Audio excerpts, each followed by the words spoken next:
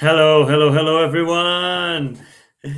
Welcome to our time to talk. How is everyone doing? Guilherme, how are you doing? I'm doing very well, Rafael. Pretty happy. Very, very happy to be here. Very nice to be here again. As usual, this is our time to talk, our bi-weekly program where we try to talk about anything related to mediumship. This is our episode 23, which means we are getting closer and closer to a 1 year anniversary, which I cannot believe. But hey, here we go. Today, our episode will be what happens if I ignore my mediumship. And before we start that, let me say hello to everybody who is there online. Please, if you're following us and watching us, just drop your note, tell us where you're from, tell us your name, and we will say hello to you. And with the same idea, the plan for this program is to bring your topics, your questions, your comments. I think, especially for today's topic, your experiences, um, so we can have a chat and understand what is behind that theme. I want to say hello to Elsa. Elsa is always with us, and here she is. She sings an interesting theme, so thank you. Thank you, Elsa, for being here with us. Nice to see you. And as usual, before we go on, let me tell you about our broadcasters, the institutions behind this initiative. First of all, the Spiritist Society of London, SSL. Guilherme and I are both members of SSL. And SSL is a study group with a few initiatives going on. We have online meetings every Tuesdays where we discuss and study the Spiritist book and the Gospel according to Spiritism. If you'd like to join us, we'll be very happy to have you. Have the details on our Facebook page. BUS, the British Union of Spiritist Societies, which is our federation in the UK that unites all of the Spiritist groups here in the UK. BUS has a lot of initiatives as well. Please go follow them on Facebook and YouTube so you can see what is going on. And finally, Kardec Radio, our brothers and sisters across the pond. Kardec Radio has been around for over 10 years now, and they bring a lot of content about Spiritism online to you. So go follow them. They also have an app. Go check them out because they have a ton of content. Right. As I said before, episode 23. What happens if I ignore my mediumship? And I just want to tell us again, please, for this specific topic, it would be lovely to hear your questions, your comments, and your experience if you have any. Usually, I skip the difficult part and I just throw it to Guilherme. So I'm going to just do the same. Guilherme, what happens if I ignore my mediumship? Rafael, thank you, first of all.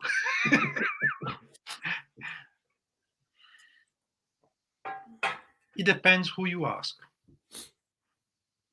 For example, I have my own opinion, other people have other opinions. And this is the results of the different experiences people have, right? Depending how we ignore the mediumship. When we do not know what it is, we have no conception whatsoever that's a mediumship, is one thing. When I know what it is, that's a mediumship that I decide not to, is a bit different. Why I'm saying that? Because there are weights and weights based on the scenario, the conception, the understanding. But we know that mediumship is organic. There is no doubt about it. We may have different perceptions about what is organic. But no one in the Spiritism will say that is not organic.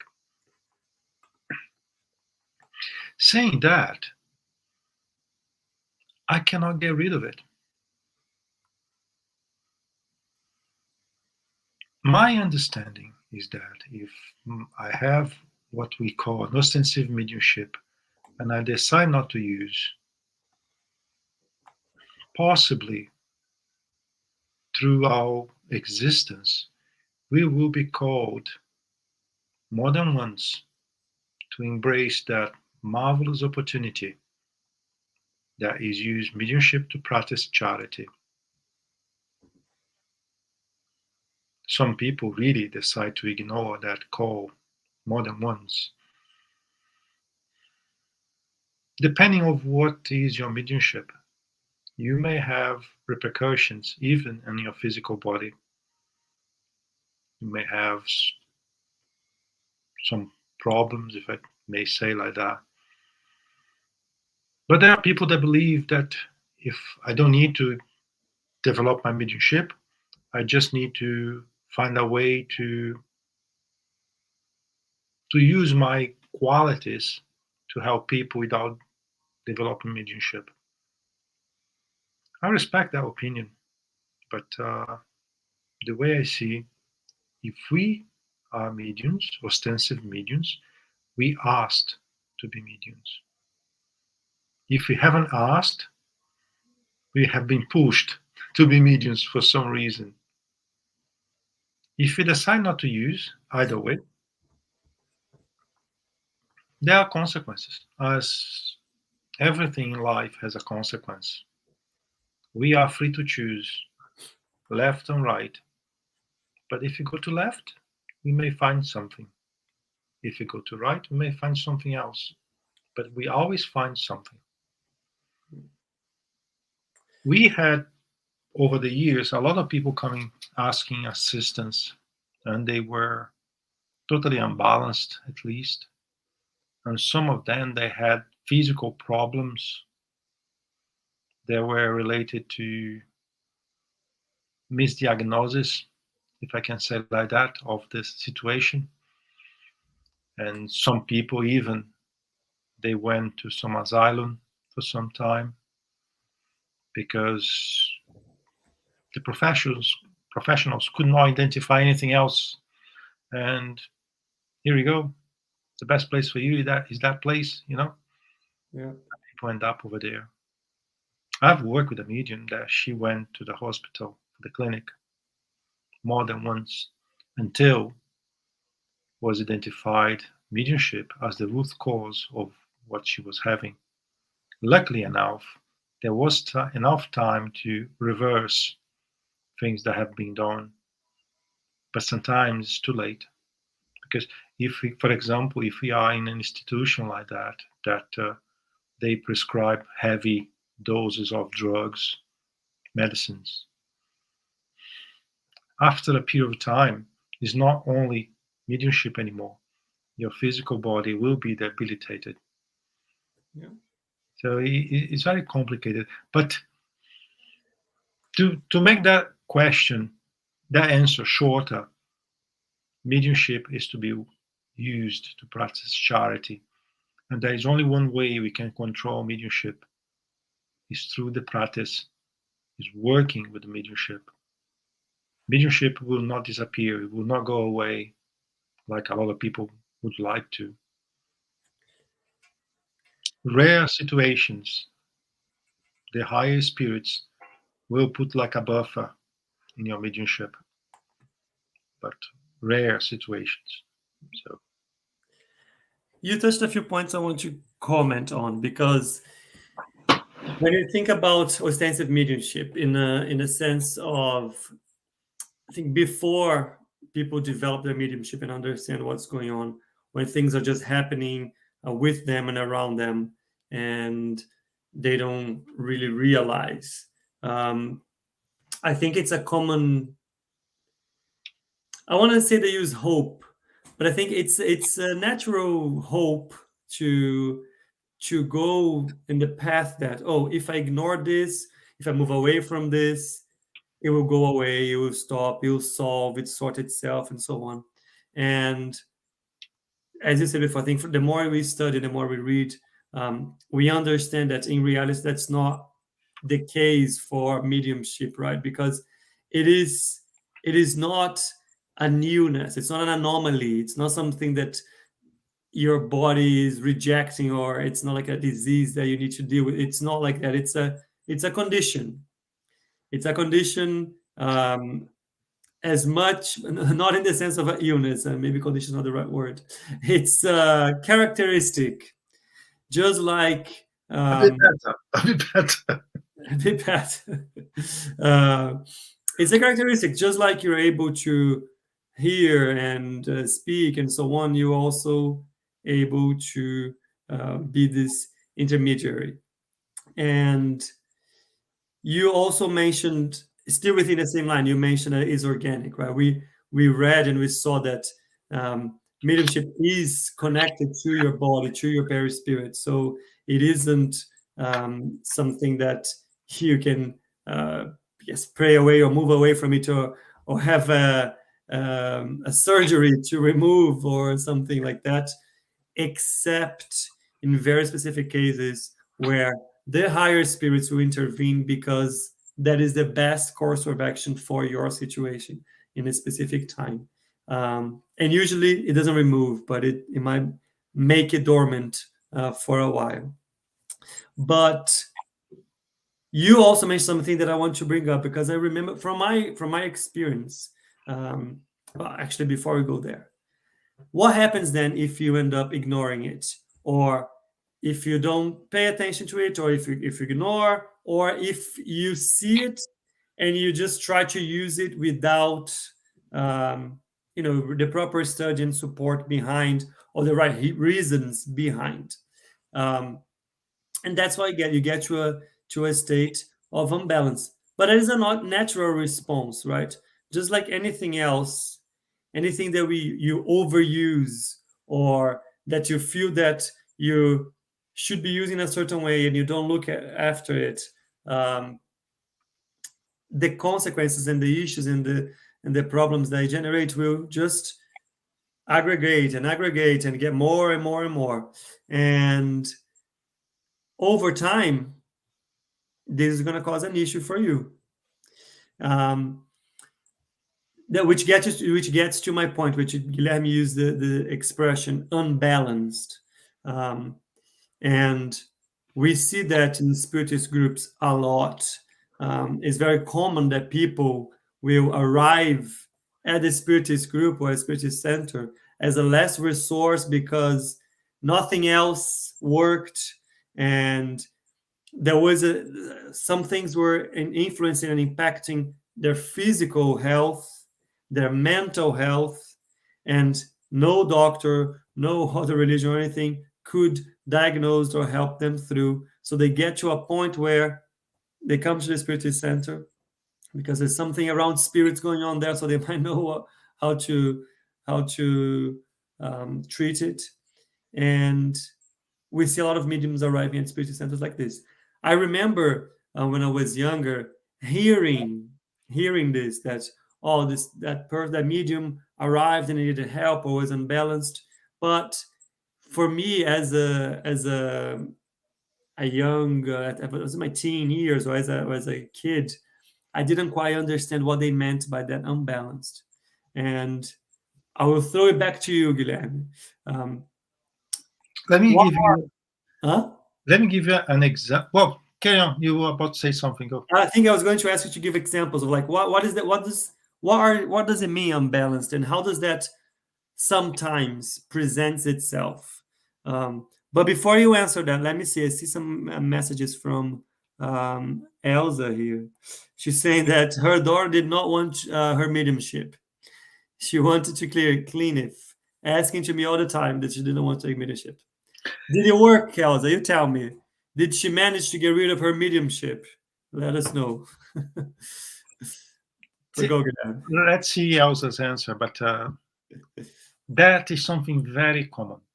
A lot of people come into the Spiritist centers and they want to get rid of it. They don't want to understand. They don't want to comprehend. They don't want to exercise. They simply want to get rid of it. And they really want to get rid of it. Sometimes they are prepared to do things that we think is a bit odd, but that's what they want, to get rid of it. Unfortunately, we have to come to them and say that we cannot do anything to help you because you will not be able to get rid of it. And that's not what the person wants to hear, right? A lot of people come to us expecting the magic wand, and there's no such a thing. We can give you tools to make you feel better with what you have. We can teach you how to handle it better. We can guide you through a process where you, on the end, you will find your equilibrium. But we cannot sell or even give you a brief idea that we'll be able to stop it, because it's not true. It's really not true. So I'm just bring the Elsa's answer. She said, nope, it didn't work at all. As you were saying, Guilherme. Now, let's give an example. In our Spiritist Center, we treated a lot of people. I would say that 35 to 40% of people had something related to mediumship. Some of them, let's say 15% of the people, we had an indication from the benefactors that they had to study and to develop their mediumship to achieve what they want, have a normal life. One case in particular came to us. Well, you need to do A, B, C, D, and we will do our part of it.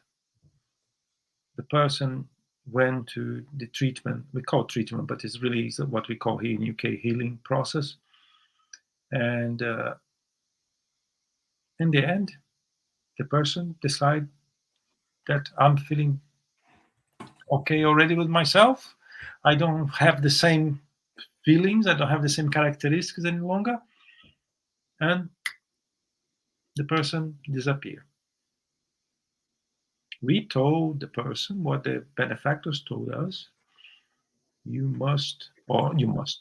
should study and develop your mediumship. And the person did not want it. It's up to the person, really. 6 months down the road, this very same person came knocking on our door. Well, I'm having the same problem again. So we told you this is not a problem. This is something you have to learn how to deal with.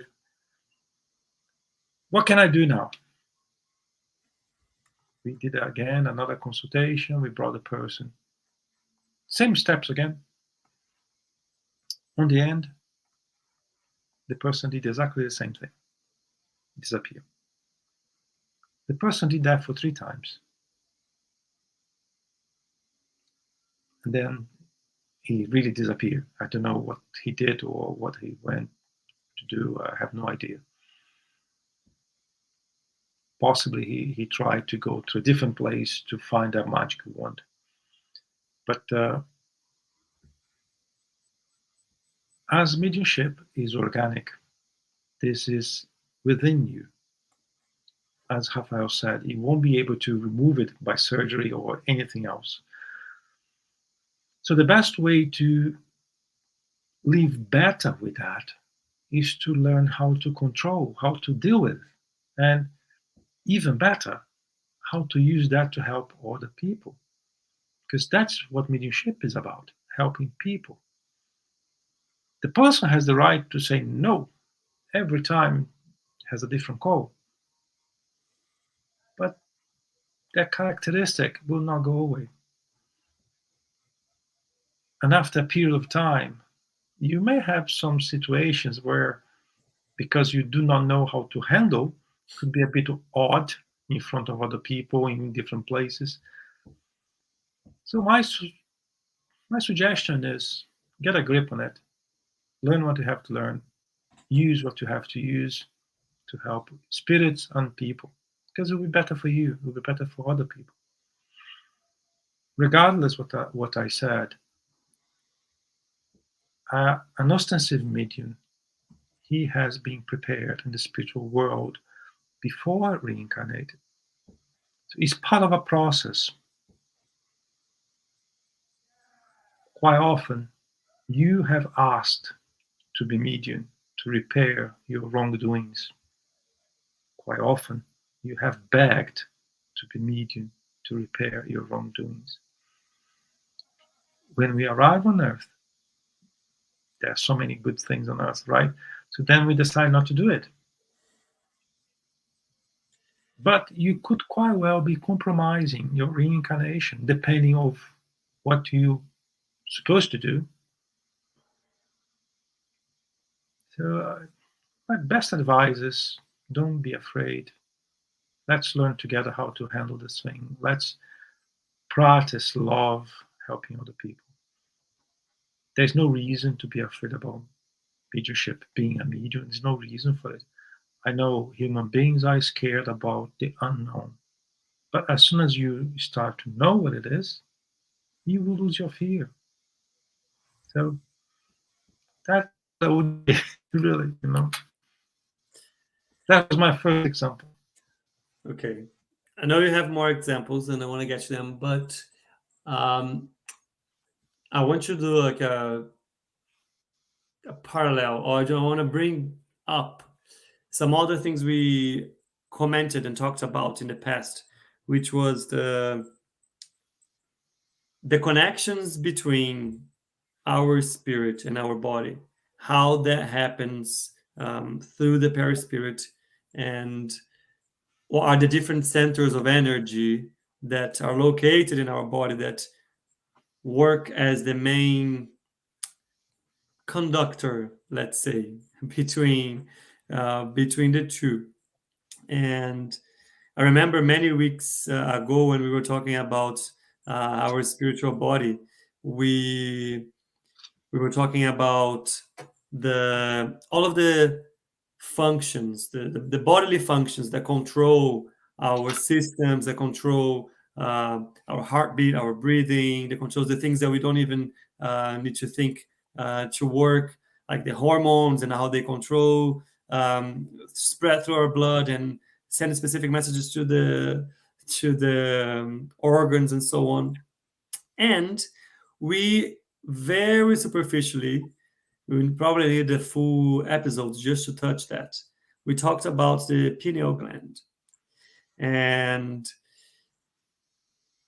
from reading André Luiz and from reading, I think, the research around pineal gland in the past 50 years, so it's relatively recent research, we start to, well, first of all, André Luiz explains to us that the pineal gland is, I guess, the main center of force or interactions where the interaction between the spiritual world and our material world works, and that is special. There's a special gland for mediums, for sensitive mediums. But there's also a new understanding about what is the actual function of the pineal gland in our body. And nowadays we have a better understanding in terms of how the pineal gland it works almost as our natural clock in terms of day and night, and how our body should function at day and at night, and how it regulates our evolution from our progress from a sexual maturity process and other aspects. But the pineal gland also, I wouldn't say control, but influences the other glands and therefore the rest of how our body functions. So if we take that understanding plus the description from André Luiz that the pineal gland is at the center of mediumship, and if you know that the pineal gland is like responsible for all those things in the body, if we have a sensitive mediumship and we don't study, develop it in the right way, and we don't put it to the right use and so on, what do you think that can cause, or the impact that can create in our physical body?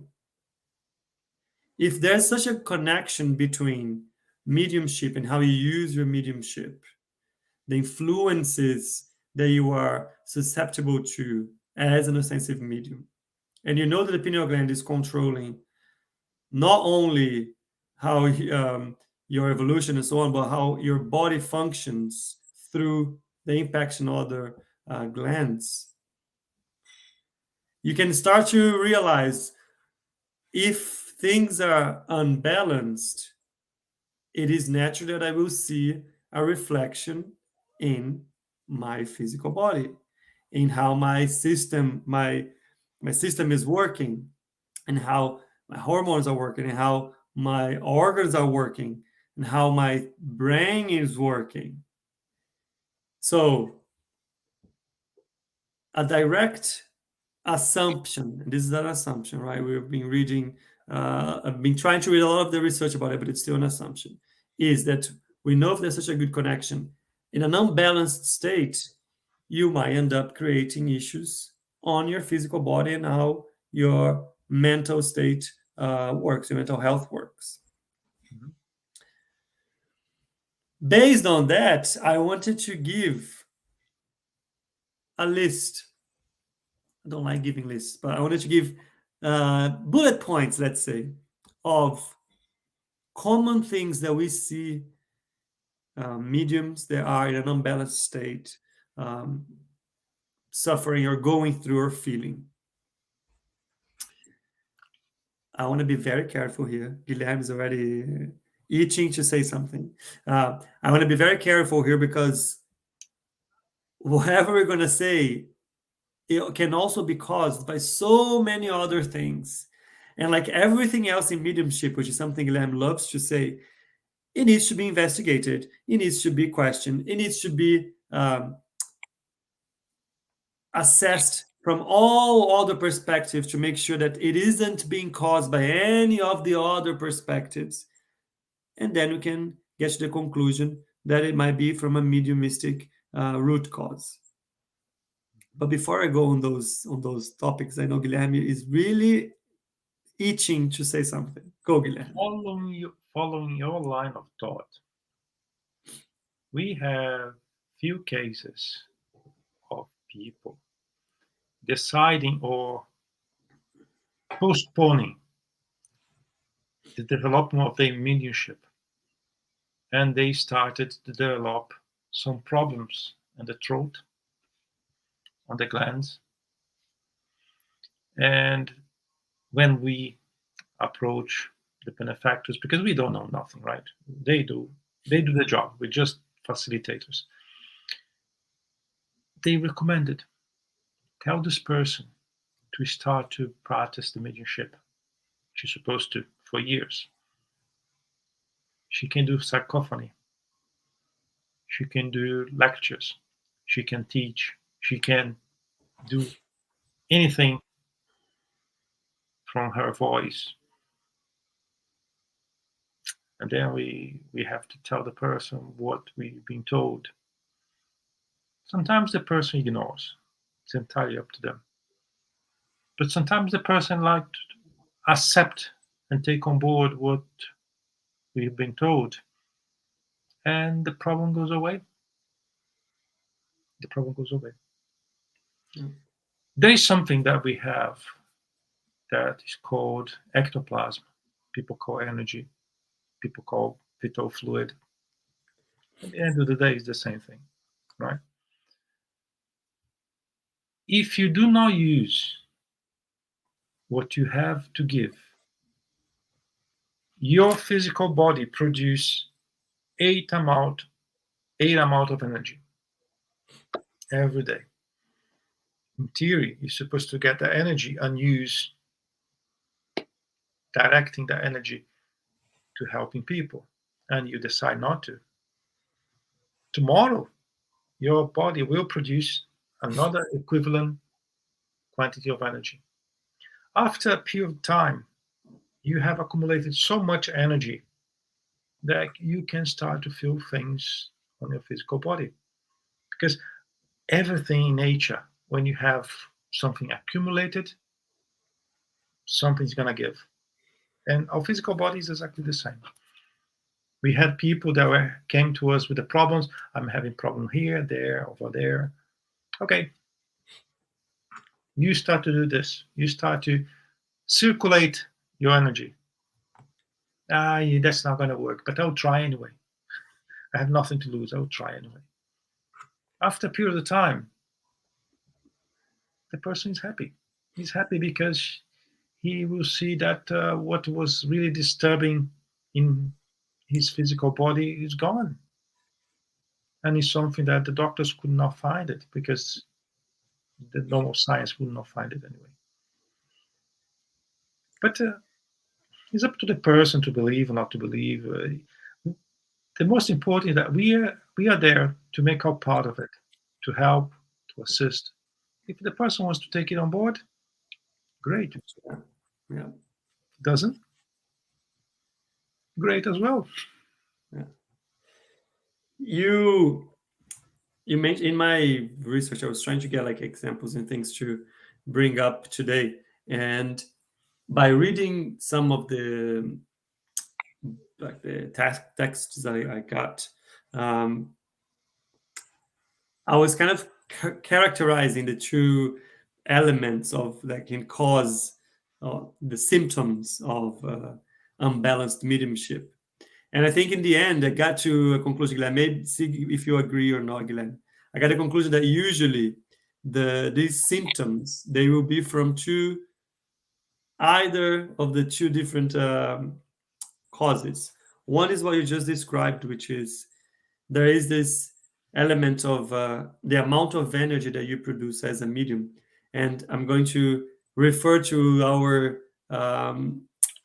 our program about perispirit again, that energy which is produced through our metabolic process, just like any other organic process that we have. For specific mediums who are ostensive, they have that in an abundance that needs to be put towards something. And if it doesn't, then it just accumulates and accumulates and accumulates. And the energy influences how your organs are dealing with your energy. And that might cause issues here and there. That's what Guilherme was explaining. The other one is your ability to connect to spirits will put you in contact with how these spirits are feeling, the situations, the things they're going through, and a reflection of what they are feeling can leave an imprint, an impression on your body, on your perispirit. And over time, you might feel like, oh, I'm feeling this way, or I am feeling this, I'm feeling that. But in reality, that is because you are connected, or you were connected with a specific spirit that was going through a specific situation or problem. And that is a reflection of what they were feeling and going through. So you start to have these symptoms that could be avoided if first you were putting the extra energy that you're creating to a specific work, and you would know how to separate, based on your development as a medium, the things that you feel that come from yourself and the things that you feel come from a spirit that you are connecting with. But if you are in a position that you don't know when you're connecting with a spirit, you in a social environment, you go out with your friends, you are in your family, you are out on the bus, and then you allow yourself, because you're not quite sure how to control those things, don't even realize those things. These connections can happen because these spirits can feel that you might have that possibility for them, and they try to get closer to you. You won't even know. So those are the two, I guess, situations, Guilherme. When I was reading about it, I kind of got it. It's like either an excessive, or probably a mix of both, an excess of energy that you should be using somewhere else, or a feeling or impression that is actually not yours, but you don't know how to separate or identify. Do you agree? I do agree. Let me steer the water a little bit more. Okay. A lot of people that comes to us, they are coming really, really scared. Why they are scared? They see dead people they know they're gone. They talk to them. They even push them sometimes. And they are really scared of it. The problem is, it happens everywhere. In the school, on the job, in the supermarket, on the bus. And they start to be like losing control of their life. How to deal with that? Sometimes one, two, three. Sometimes they are nice, they only want to talk. Sometimes they are not very nice. And how to deal with that? You cannot get away from this. You cannot run. Then, after try everything, they come to the Spirit Center.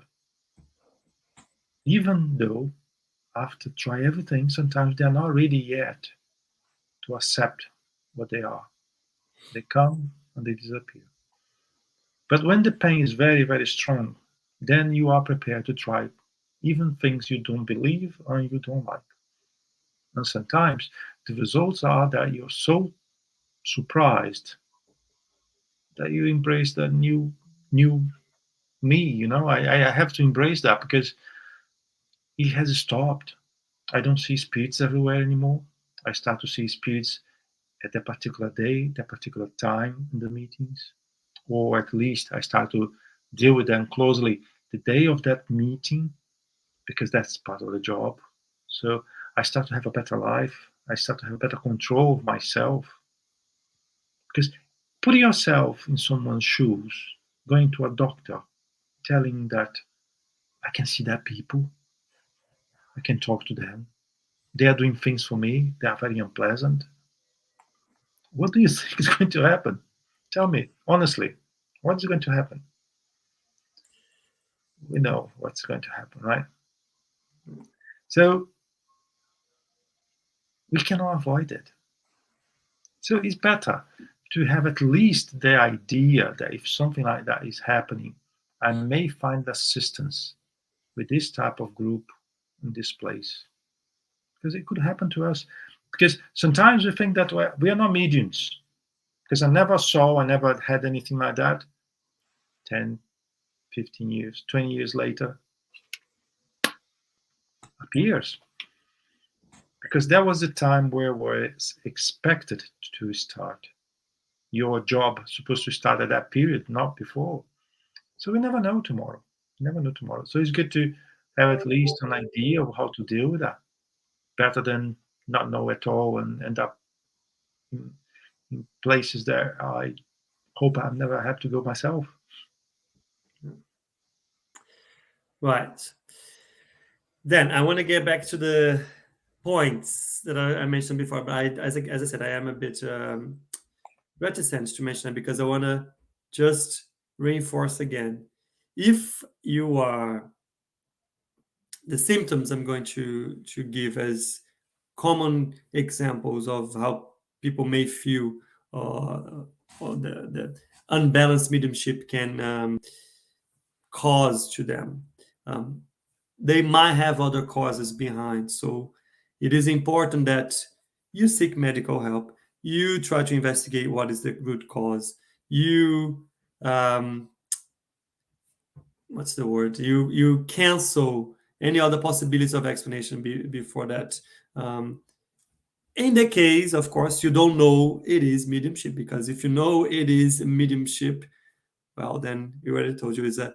I'm sorry, but you just need to put it to work. But if you try to ignore what, oh wait, there's a question here. Let me see. Okay, Thais is sending a comment. I believe it's a symmetry that we can connect with in many ways, like reading, writing, visualizing, connecting, coincidences, depending on your vibration energy. We need to control our mood to see it clearly. That is true. But control, like, I think you're on mute, Guilherme. But controlling your mood is the first part of it. a challenge. Now, control the mood is just one part of it. You have to improve yourself. In the lack of better words, you have to be a better person. You have to give up things that are not positive for your spirit to allow your spirit to grow. And when you do that, then you start to have a better control about your surroundings.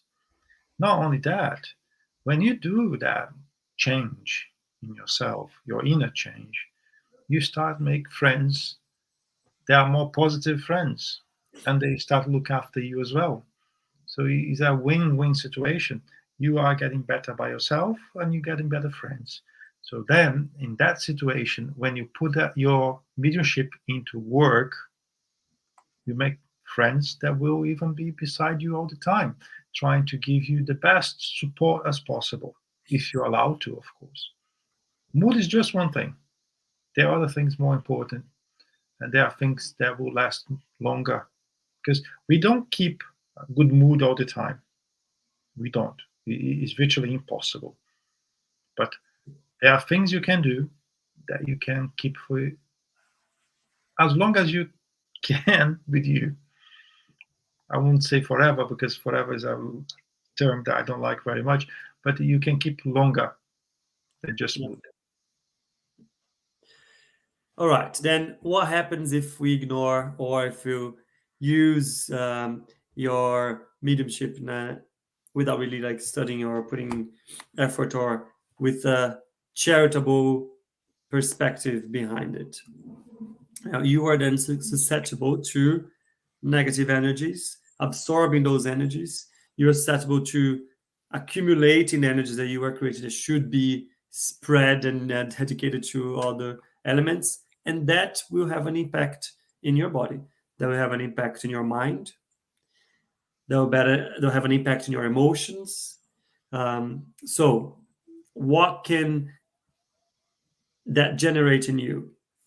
Psychological issues that could lead you to depression, anxiety. Um, you might feel uncomfortable, or feel ill in ambience Pain. with many people, pain. You might feel uncomfortable with specific people. Uh, you might be easy to get irritated. You can change your mood very swiftly, many times. So, a lot of emotional, psychological issues that can come from an unbalanced mediumship. Going on to the physical aspects, which Guilherme just said, you can end up having problems, health problems, that just cannot be diagnosed. There's no, you go to doctors, you do the exams and so on, but there's no cause behind it. Just like there's no diagnosis to explain it. You said something, Rafael, that is also very important. If we don't use properly the mediumship, we are surrounded by spirits 24/7, many of them. If we do not use our mediumship properly, those that will be around us, they're not our friends most of the time. And they have choices that will not help you on your path. They will not guide you through the nice path. They will possibly push you in the other direction. So it's better to understand mediumship. It's better to understand how to use it properly, because you are part of a mutual experience from the spirits, not from yours. Depending on your choices, you may have a very pleasant experience. Depending on your choice, is what people call obsession sometimes, and can be very painful. So we need to do our best. And sometimes even our best is not enough, right? Because we need to be constantly evolving, studying all the time. You need to work in charity all the time. But at least we are trying. So that is the safest way, in my opinion. I want to do just tie something up here, which is our last episode. We were talking about what are the mediumistic works that exist in a Spiritist center, right? So every time we say put it to work, charitable work, and so on, those are examples of how mediums put their mediumship to work. Those are the examples. So it is through healing, it is through mediumistic sessions, it is through specific activities that where you, I guess, imprint or donate your energy to energize specific elements like water or food, or it is through assistance to others. In all of those elements, you can be using your mediumship to help others, to provide that extra energy, to help and understand how to control and how it works for you and put it to good work. And as Glenn touched upon it, which is very important, when I was talking about the two main causes behind unbalanced leadership and the symptoms that you can see, which is accumulation of fluids and energy, or the the feelings and impressions from other spirits that might be connected to you. The way, I'm just going to repeat what Guilherme just said, the way to undo those things is applying, is being devoted to new commitments. As you persevere in charitable work, using that gift of yours, converting it into something good, you change how you think, you change the thoughts you have around that situation. Those thoughts will also, and that example will invite the spirits that are connected to you to either change, to become workers as well, to get involved in those works and help that transformation, or move away because they won't have more space that they had to harass, let's say, you without your control. Rafael, something came to my mind that I have a different opinion than my wife in regards of people that don't know they are mediums, don't want to be mediums, don't want to use the mediumship, and they still live a normal life. To those people that have a characteristics, could be many, but one characteristic of mediumship, and do not know, do not want to use, she advocates that this person needs to do charitable work, needs to work with people, needs to be a nurse, needs to be a physiotherapist, needs to find a way to donate that energy, that use that characteristic to help somehow. So I would say that she's not wrong, but don't tell her, please. But I would say that she's not wrong.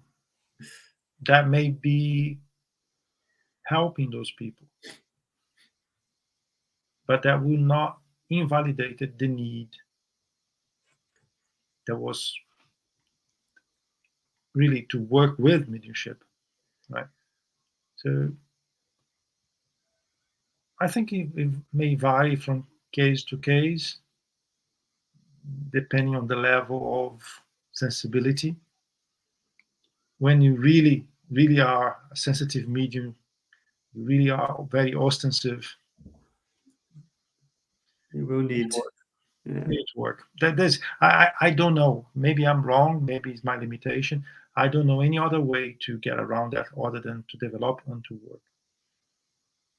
Otherwise, you will have unpleasant moments, like as I was kind of jokingly, but the person having someone in the bus, someone at work, because it does happen more often than we think. So you don't want to use, but we don't want to let you go either, right? We're going to be around you all the time, reminding you that you're supposed to be a medium, kind of. Right? Yeah. Let me see if I have any comments here. I see some chats going on in the group. I want to say hi to Nancy. I want to say hi to Thais. I already said hi to her. And to David. Very good to have all of you here. Please share with us more if you need to think, Thais, back to your answer. She put up a question about, I think it was more of like a reflexive question than a real question, which is how to let the bad experience go and concentrate on the positive is very difficult.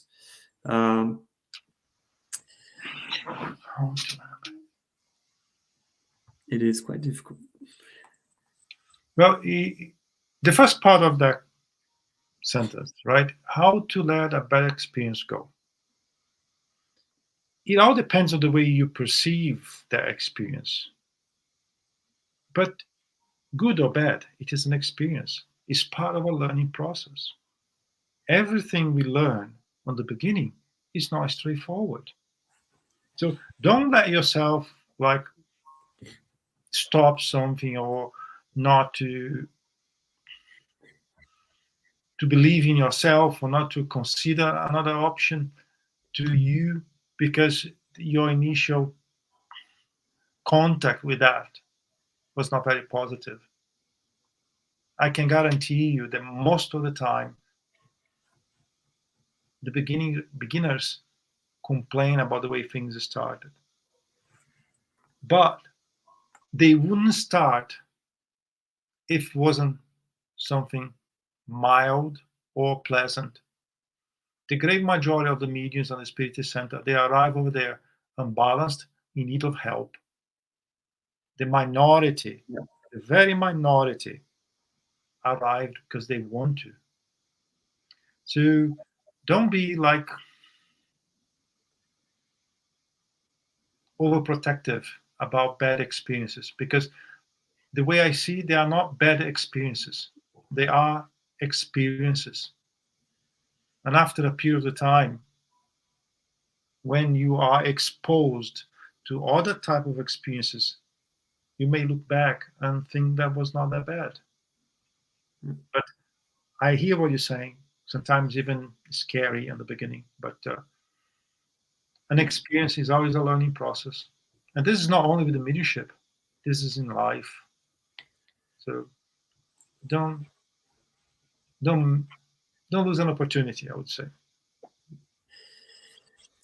As we are approaching the end, I just want to say something, bring like a point I was just reminded of that Guilherme mentioned in the beginning, which is how important and useful it is to, if you have mediumship and if you are in a situation where you feel like that it is imbalance or you don't know what to do or it's affecting your life and so on.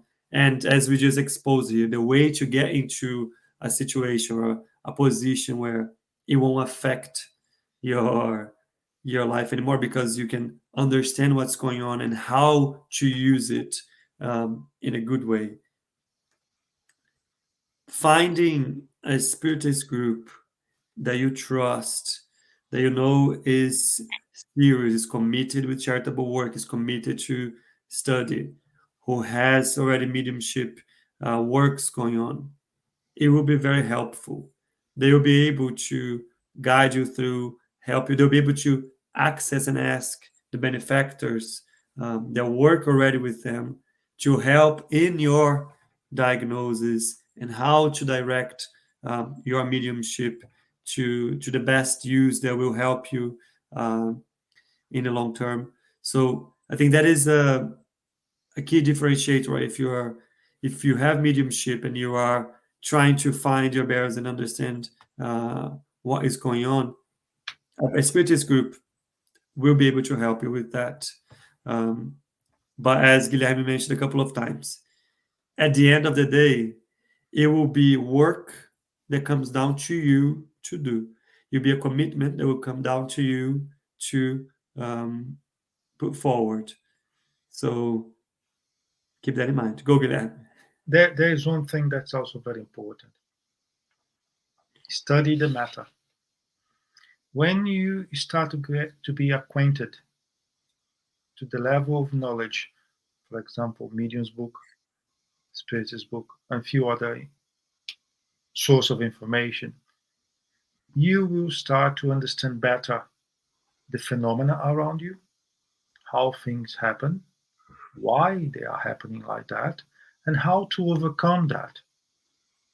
So study the subject is a key factor to bring you comfort, and that's also a key factor to change that perception that was a bad experience or a hard beginning or something. Because after you acquire that knowledge, you see that wasn't that bad. It was more like a call to wake you up. So you see things with a different pair of eyes.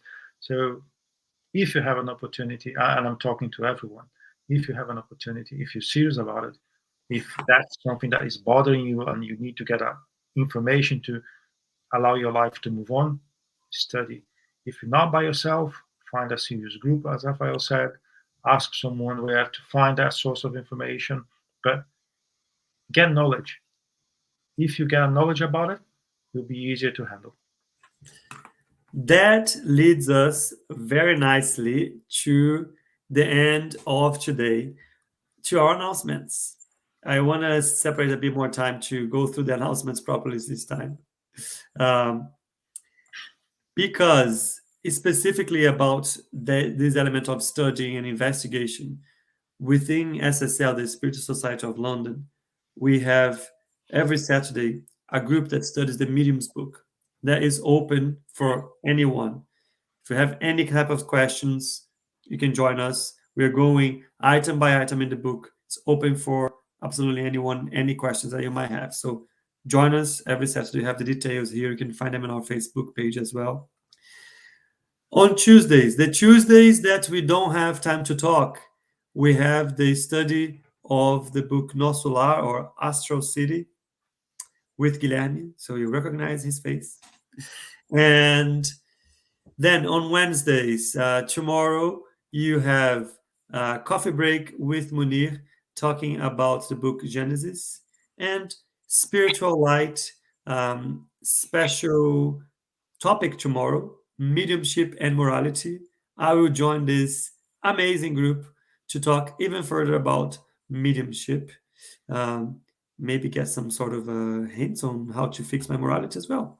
And that is it for today. I want to say thank you very much to everyone that joined us. Thank you, Elsa, Thais, Sally. I saw your comments. Thanks so much for joining us as well. And Thais and David. Did I say everyone? I think I said everyone. It was very nice, very good topic. Thanks for your comments. Guilherme. See you in 2 weeks' time. See you all in 2 weeks. Bye. Bye-bye.